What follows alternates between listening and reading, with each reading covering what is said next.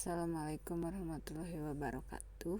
Sekarang kita akan belajar tentang tahap pelaporan perusahaan dagang. Dalam tahap pelaporan perusahaan dagang ini ada laporan keuangan, kemudian jurnal penutup dan jurnal pembalik. Kemarin kan kita belajar tentang tahap pengikhtisaran perusahaan dagang. Ada jurnal umum, kemudian buku besar, terus neraca saldo. Ini kelanjutannya dari ketiga itu. Ada laporan keuangan, jurnal penutup, dan jurnal pembalik.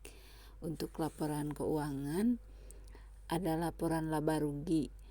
Ini sesuai dengan transaksi, misalnya ada pendapatan, di sini harga pokok penjualan, terus laba bruto.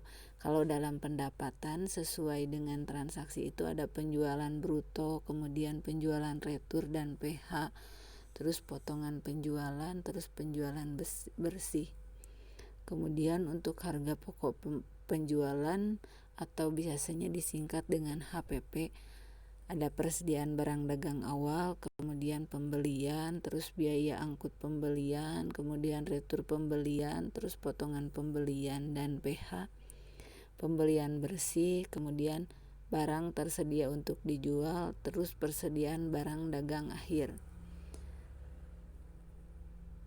Kemudian laba brutonya itu ada beban usaha, terus beban gaji, beban iklan, beban penyusutan, beban listrik, beban asuransi, beban perlengkapan, beban lain-lain. Kalau untuk beban-beban berarti kalau misalnya dipakainya di transaksi itu tentang ada beban gaji misalnya, nanti ditulis di beban usaha ini beban gaji. Kemudian kalau misalnya ada beban iklan nanti ditulis beban iklan gitu.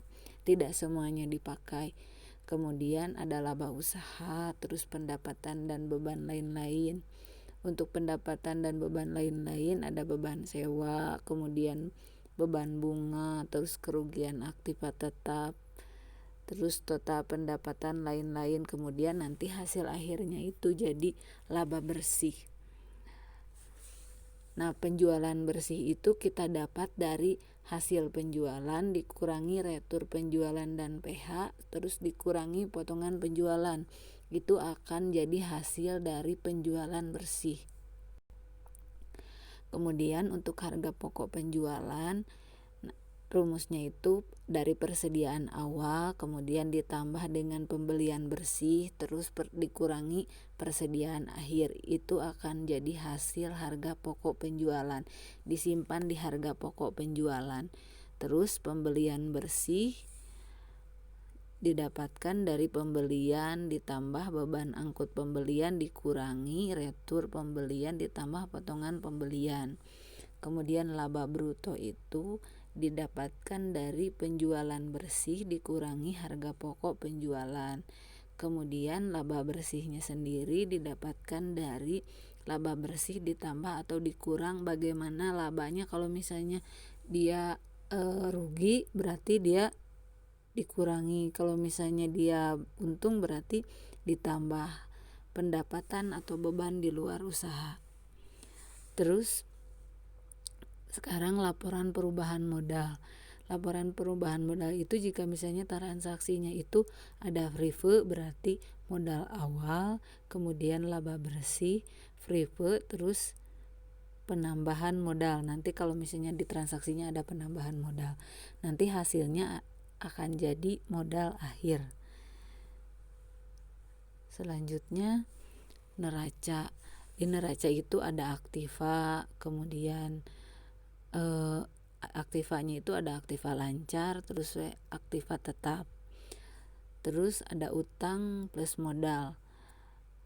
Di utang itu ada utang dagang, utang gaji, kemudian modal itu ada modal akhir. Nanti dijumlahkan sesuai dengan petunjuknya. Kalau misalnya total aktiva, terus untuk utang dan modal berarti total utang ditambah modal gitu. Kemudian jurnal penutup itu ada jurnal penutup untuk pendapatan, jurnal penutup untuk beban, terus jurnal penutup untuk saldo laba rugi atau biasanya disebut dengan ikhtisar laba rugi.